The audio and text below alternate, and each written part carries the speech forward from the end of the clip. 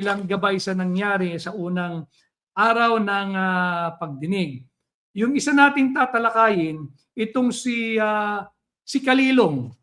Si Kalilong nagmukhang hilong talilong, no, hilong talilong. At may nagpadala sa akin ng kopya. I think alam niyo na rin ito. Itong si Hilong Talilong Kalilong ay nahaharap sa isang reklamo. Mayroong isang reklamo na nakafile ngayon sa Office of the Ombudsman, yung military and other law enforcement offices, yung Ombudsman MOLEO, MOLEO. Ibig sabihin po ng MOLEO, military and other law enforcement offices. Tingnan ninyo kayo na po ang humusga. Wala akong sasabihin, kayo mahumusga. Ang reklamo laban sa kanya, isang joint complaint affidavit with motion for preventive suspension. No? Ito yung kanyang kasong kinaharap.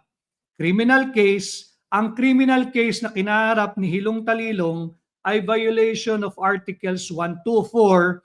Ano ba yung Article 124 ng Revised Penal Code?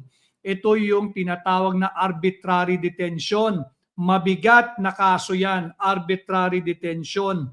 Ano? Meron din siyang violation ng Article 126. Ano yung Article 126? Delaying the release ng isang taong under detention at violation of Article 129. Ano po yung 129? Yung search warrants. Pakinggan ninyo search warrants maliciously obtained and abuse in the service of those legally obtained. Seryosong kaso ang kinakaharap nitong Hilong Talilong na si Agent John Mark S. Kalilong. Yung Hilong Kalilong, ano ba ang ibig sabihin ng Hilong Talilong? Sa mga malalalim sa Tagalog, ibig sabihin nito yung lito, yung tuliro, yung hilo. Hindi niya malaman anong nangyayari, hindi niya mapagtagpi-tagpi ngayon yung kanyang pagsisinungaling. Yan ang ibig sabihin ng Hilong Talilong. And itong si Kalilong, nahaharap sa kaso, ang daming aligasyon dito. Meron din siyang violation ng Article 130 of the Revised Penal Code. Anong kaso yan? Searching domicile without witness. Bawal ho yun. Kasi pag may nagpunta sa inyong tahanan, pulis, kinakailangan yan, bago nyo papasukin, upang gampanan yung pagsisearch ng inyong tahanan or premises, merong testigo. Kinakailangan yung barangay captain, yung barangay kagawad, kung pwedeng may pari dyan sa tabi ng bahay nyo, may simbahan, pakiusapan yung pari. Kinakailangan mayroong testigo bukod doon sa magpapatupad ng search warrant. Bakit?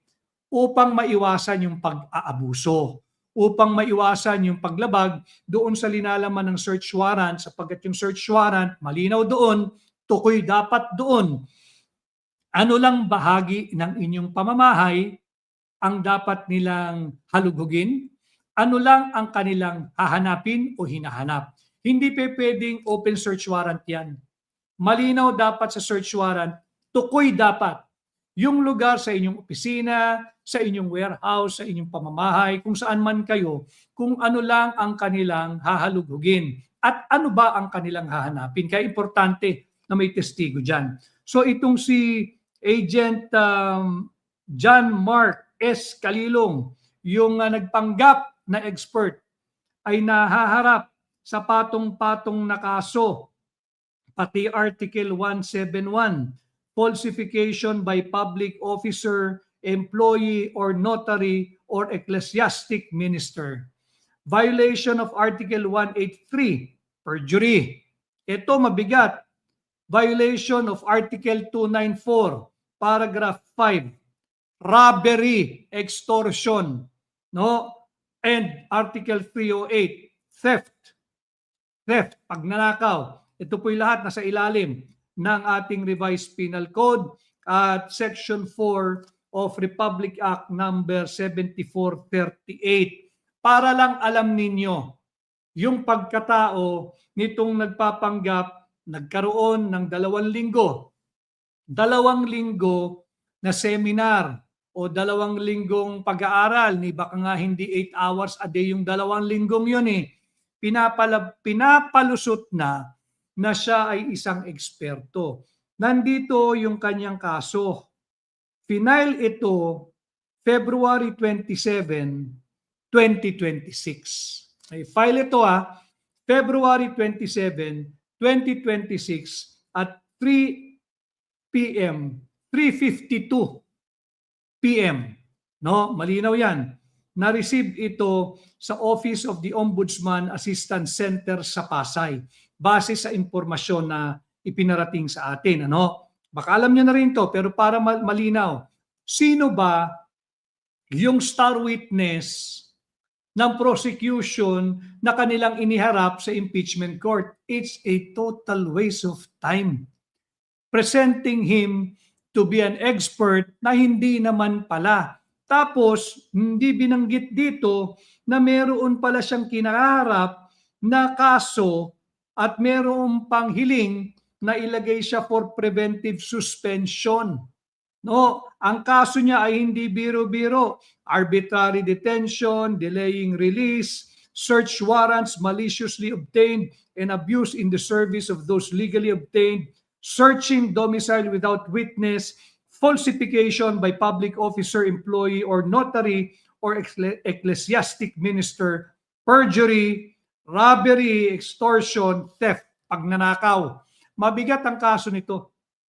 It goes into the very character of the person presented to be an expert witness. Na gustong palusutin na siya ay eksperto at yung kanyang testimonya kahapon ay nagkabutas-butas na. Wasak ang prosecution sa sarili nilang opensa. Yan ang naganap sa unang linggo ng pagdinig dito sa huwad na impeachment case laban kay Vice President Inday Sara Duterte. Malinaw dyan. No person shall be penalized, convicted, or be held liable on the basis of the guesses, speculation, or split, guesses at speculation ng mga tao na nagpapalaganap ng mga testimonyang wala namang basihan. Yan yung nasaksihan ng sambayan ng Pilipino. Incidentally, I would just like to show you